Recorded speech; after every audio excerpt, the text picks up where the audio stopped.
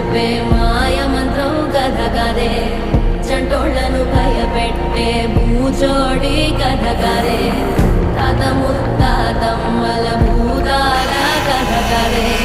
విక్రమాదిత్యుడు చెప్పిన వేదాళుడి కథ కదే దీపము నుండి దెయ్యం వచ్చే అల్లావుద్దీన్ కథ కాదే ఇది ముడత చర్మం ముసలి చెప్పే కథ లాంటి నిజమేలే